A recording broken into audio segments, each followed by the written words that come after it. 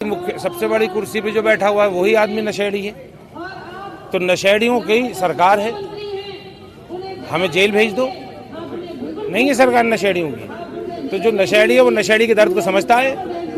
जो आने वाले घोषणा पत्र होगा उसमें ये शामिल किया जाएगा कि जो भी विद्यालय बंद किए जा रहे हैं उनको हम पुनः उनको शामिल करेंगे। बड़ा दुर्भाग्य इसी बात का है कि हमारे यहाँ के शिक्षा मंत्री हैं, वो चुप बैठे हैं, वो देश के भविष्य के साथ खिलवाड़ कर रहे हैं, हमारे नन्हे मुन्ने बच्चों के हाथ से किताबें छीनना चाहते हैं। सबसे बड़ा दुर्भाग्य ये है। और इसी क्षेत्र के और यहाँ के विधायक हैं, वो कभी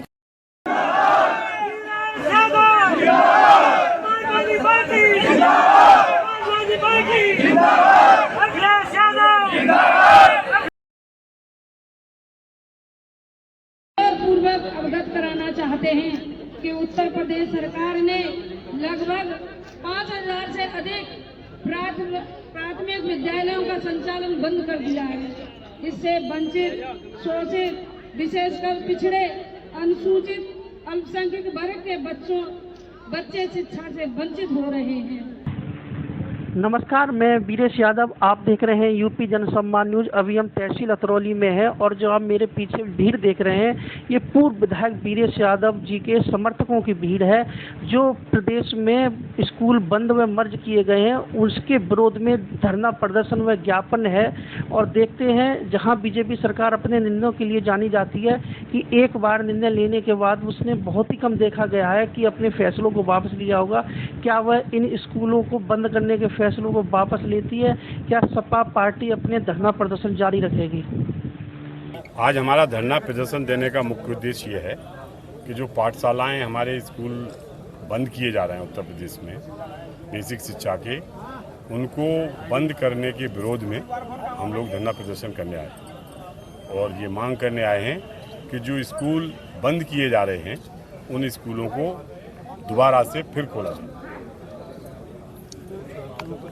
अगर अभी स्कूल बंद नहीं किए हुए 27 में सरकार आएगी तो ये दोबारा खोले जाएंगे? बिल्कुल, ये तो हमारे जो आने वाले घोषणा पत्र होगा उसमें ये शामिल किया जाएगा कि जो भी विद्यालय बंद किए जा रहे हैं उनको हम पुनः उनको शामिल करेंगे। क्या कहना चाहिए? स्कूल बंद किए जा रहे हैं, पाठशालाएं जो मत्स्यशालाएं खोली जा रही हैं, इसके बारे में क्या कहना चाहिए?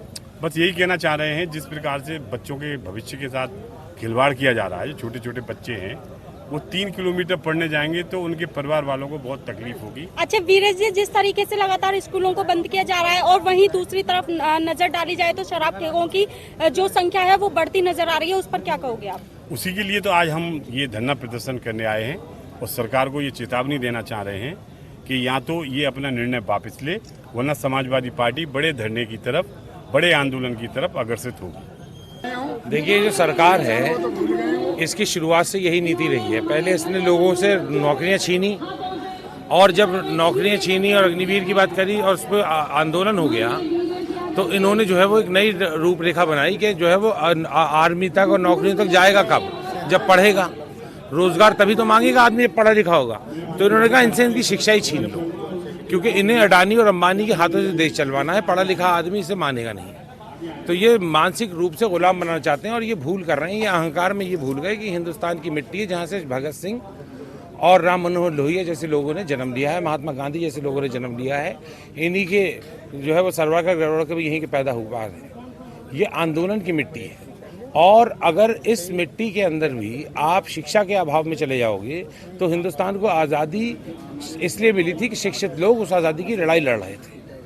तो हम लोग अगर अशिक्षित रह जाएंगे और हमारी आने वाली नस्लें अशिक्षित रह जाएंगी तो इन्हें इस हिंदुस्तान के ऊपर दोबारा से जो है वो कब्जा करने का और गुलाम बनाने का मौका मिलेगा। पहले अंग्रेजों ने बनाया था, अब भाजपा आपको गुलाम बनाना चाहती है, इसलिए आपसे शिक्षा छीन लेना चाहती है। और सर, शराब के ठेके ज्यादा खोले जा रहे हैं, देखो अब मैं कह दूंगा तो बुरा मान जाओगे। सबसे बड़ी कुर्सी पे जो बैठा हुआ है वही आदमी नशेड़ी है। तो नशेड़ियों की सरकार है, हमें जेल भेज दो।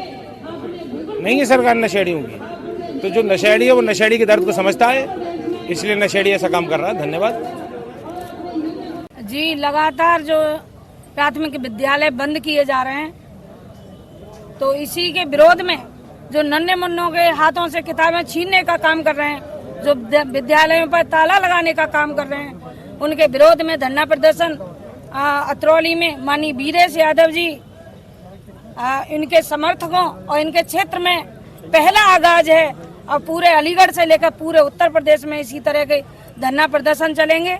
हमारे राष्ट्रीय अध्यक्ष माननीय अखिलेश यादव जी ने पूरे उत्तर प्रदेश में हमारे छात्रों के हाथ में लैपटॉप और कंप्यूटर दिए और ये पहले से बने हुए विद्यालयों को बंद भी करना चाह रहे हैं और ताला लगाना चाह रहे हैं। जनता ऐसा करने नहीं देगी।